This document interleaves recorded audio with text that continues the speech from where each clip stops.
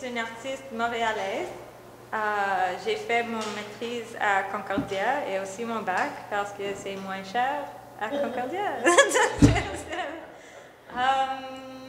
Okay, this is loading really weirdly. J'ai commencé comme une painter, mais mes profs ont dit qu'ils ont détesté mes peintures. Donc j'ai commencé à faire la sculpture et les dessins. Aussi, j'ai fait des dessins sur l'ordinateur parce que j'ai travaillé comme une réceptionniste et c'est facile de cacher les œuvres sur l'ordinateur et j'ai fait mon travail aussi en même temps. Donc, et c'est bon, j'ai travaillé à une compagnie de logiciels, puis ils avaient une imprimante de comme 15 000 $. Et c'est moi qui ai fait les commandes pour l'encre, ink. Donc, j'ai imprimé beaucoup de livres.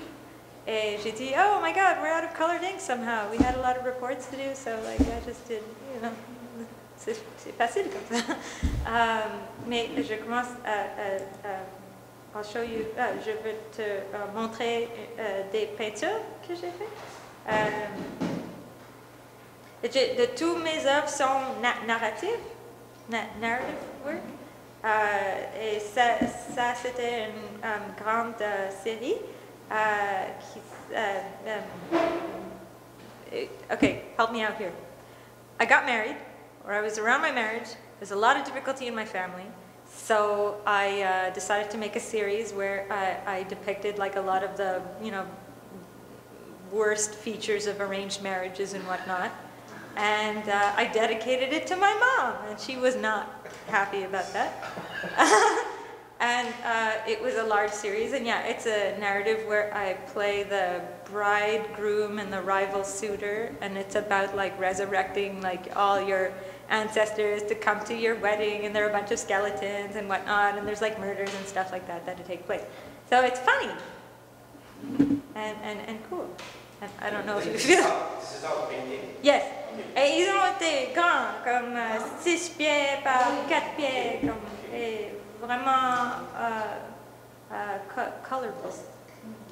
Coloré.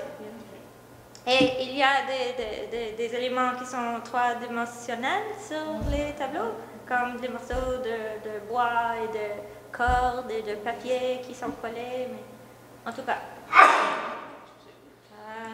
Après ça, oui, j'ai commencé à faire le dessin. Ça, c'est une série que j'ai fait parce que j'ai travaillé et j'étais un peu déprimée. C'était après mon mariage, puis je n'ai pas commencé ma maîtrise et je ne savais pas qu'est-ce je vais faire avec ma vie. Donc, j'ai travaillé, puis j'ai allé à la maison, puis j'ai mangé beaucoup de fromage et de céréales avec beaucoup de sucre. Et j'ai dormi comme 14 heures. Et j'ai allé au travail, et ça c'est like a cycle. Donc, mon vie n'était pas vraiment différente à mes rêves. Donc, c'est ça. Donc, mes pensées étaient un peu weird. Donc, ça c'est la documentation de les thoughts et les rêves. Et oui, c'est ça. Donc, il y a des éléments qui sont un peu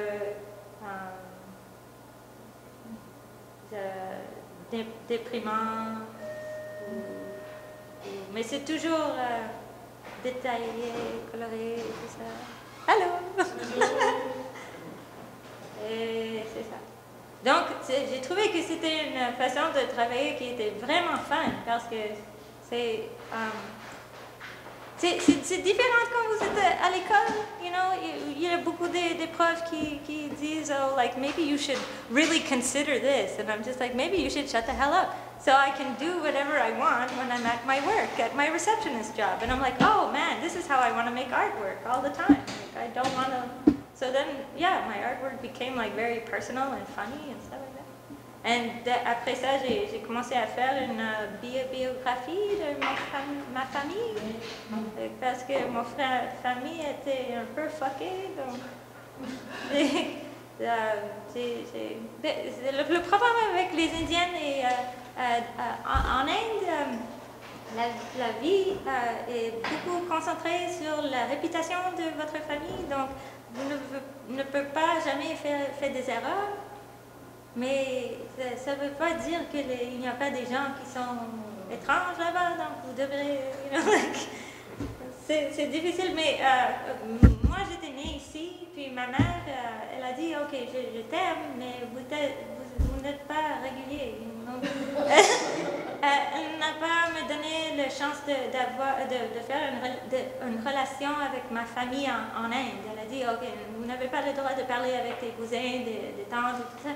Mais dans ma famille, tout le monde sont bons à dire les histoires. Donc, toutes les histoires que j'ai entendues, c'est ma mère qui m'a dit. Et c'est un peu... Donc, j'ai eu une connexion avec ces gens, mais on n'a jamais été vraiment connectés. Donc, ça, c'est pesant, you know. So, donc, je fais des dessins. Les dessins ont comme devenu ma famille, you know. Like, c'est quelque chose que j'ai créé, j'ai eu une relation avec eux. Donc, je suis plus proche à ces dessins qu'à mes cousins. So, et après ça, j'étais une addict. I love to draw now. Donc, après, il y a un Artist Run Center à Montréal qui s'appelle Dardar. Et ils ont une roulotte et ils changent l'endroit de leur roulotte chaque année. Puis ils ont été placés devant l'hôpital des enfants à Montréal pour un an, mais they said, oh, j'ai trouvé que c'est intéressant parce que normalement ils restent dans l'est de la ville. Et cette fois-ci, c'est la première fois qu'ils sont venus comme à l'ouest. I'm like, ooh, like, it's exciting. Les artistes ne connaissent pas qu'il y a un ouest à Montréal. Donc, et ça, c'est le coin où j'ai habité pour comme à peu près 20 ans. Puis j'ai dit à Dardar, je veux faire un projet parce que j'aime les histoires. Je peux faire des interviews avec les gens dans ce coin et, pour un an. Ça va durer comme pendant qu'ils restent là-bas. Puis je vais faire un livre de dessins après ça. Mais j'ai fait l'application en anglais, donc le Dardar, tout le monde qui travaille là-bas sont francophones, donc il m'a mal compris, il a pensé que j'ai pris un an à faire des interviews et le livre est déjà fait. Et il dit, oh, est-ce que vous pouvez faire l'exposition en 3 mois? And I'm like, ok, you know, donc j'avais comme rien comme temps à faire les dessins et les interviews, mais je l'ai fait. Et c'était drôle parce qu'il m'a donné comme un budget de $800, de like, ok, pour produire votre... I'm like, ok, j'ai utilisé l'imprimante de $15 000 à mon travail, donc j'ai imprimé le livre pour gratuit, j'ai fait les interviews pour gratuit, donc j'ai pris 3 mois, j'ai gagné 15 livres, parce qu'on a juste utilisé l'argent pour manger dans les restos pour 3 mois. Donc, c'était tellement le fun.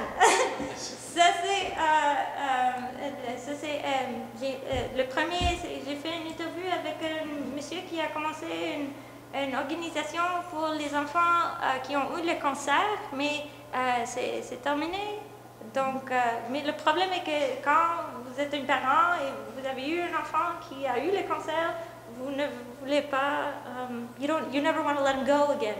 But they have to grow up and they have to have their own lives. So this organization, they takes the kids out on field trips, like they took them to the Arctic Circle and they're like, have fun, you know?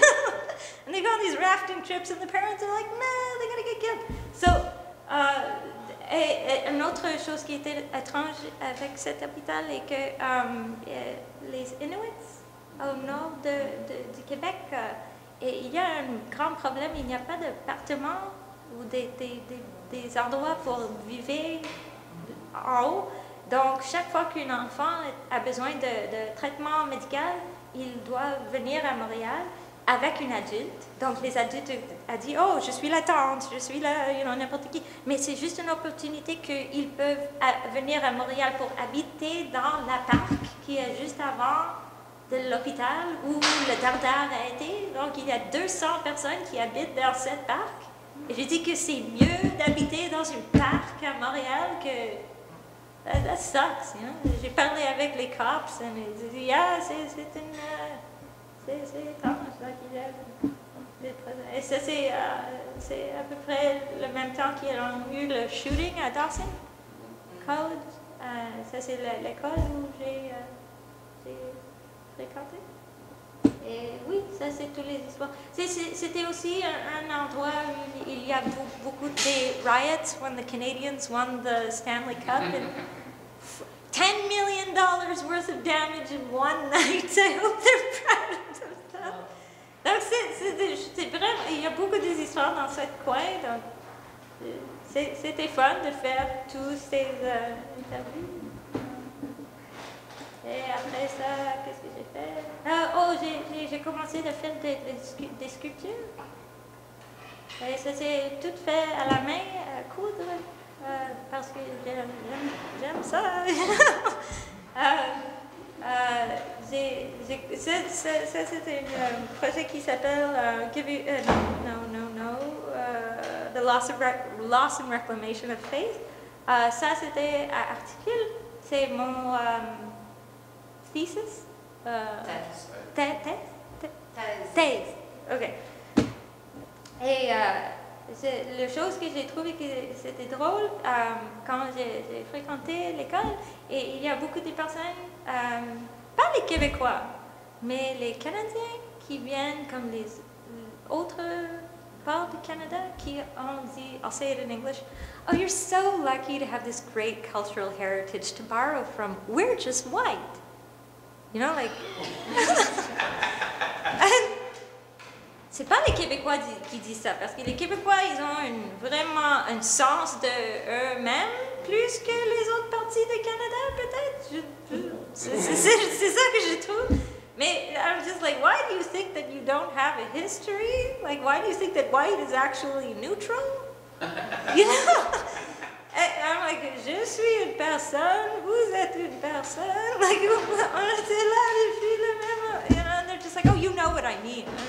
J'ai demandé, okay, what the hell does that mean? And it's like associé avec la nationalité canadienne. Ils pensent que, ok, on est dans un pays où ici on est vraiment chanceuse, donc on n'a pas le droit de penser qu'on a des problèmes et on n'a pas le droit de parler de nos problèmes et tout ça, mais les autres gens ont le droit de faire. I'm like, if someone told me I couldn't talk about shit, I'd go insane. Like, how could you live like that? So ce projet, c'est comme mes amis qui sont blancs, white, c'est like, no, vous avez le droit de parler de n'importe quoi. Regarde, donc j'ai fait tous ces œuvres. C'est comme les toys. Des jouets. Comme des jouets. I'm like, look, regarde, c'est ma grand-mère qui est morte. Mais vous pouvez jouer avec elle, c'est correct, vous pouvez jouer avec n'importe quoi, Ça, c'est la série. Donc, j'ai pris beaucoup des histoires qui ont été... Celle-là, dans l'auto, il y a je ne sais pas si vous entendu l'histoire d'une famille à Montréal qui s'appelle Shafia. Ah oui. Ils ont tué comme 3 de leurs filles. Puis, c'est une histoire qui était entière. J'ai fait cette sculpture, puis il y avait une tête qui est venue à mon studio, puis elle a dit, oh, this is disgusting. And I said, I don't understand what you mean. And he says, it would really, I would find it absolutely disgusting if I was this if I was the father of this family and saw that some artist was just like talking about this, whatever. I'm like, well, no, not if you killed them. And then he's like, oh, I didn't know what the story is, mais it's funny parce que qui a le droit de parler de quoi, c'est quelque chose qui est arrivé, on n'a pas le droit de parler, c'est quelque chose qui est arrivé dans notre pays avec nos citoyennes, c'est like, weird qu'il y a beaucoup de barrières, mais c'est quelque chose de culturel ou national. Ce projet est juste pour donner aux gens, vous avez le droit de parler de n'importe quoi. Puis après ça, j'ai fait un projet qui s'appelle What would you do if it could happen to you? Mais c'est lié à la même histoire de ces filles. Le problème est que j'ai trouvé dans les nouvelles, beaucoup de personnes, peut-être je vais dire en anglais, the problem when the story was being reported about that family is that a lot of people were saying, oh, it's disgusting that this happens in this day and age, but they don't understand the cultural differences that exist. Like, I looked at all of my coworkers, or at that time, now my ex-husband's family and stuff like that, and they're all like, I can't understand how anyone could do this to their own children. And then I went to my mom, and my mom's automatic reaction was, what did the girls do? You know, it was like, it shows that there is a difference in mentality between these cultures, but we never address it here. Because here we just automatically assume that way of thinking is wrong. I'm like, well, of course, but you're not going to get anywhere by just saying it's crazy. It doesn't, you have to understand that there is a logic behind it.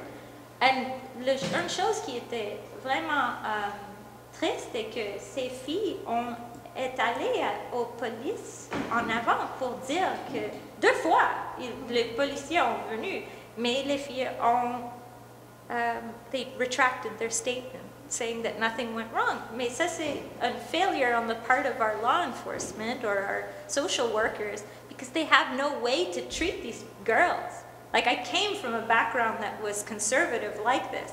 You know, people tell us here, oh, it's wrong for people to abuse you. We're not fucking stupid. We know it's wrong to be abused, but we love our families.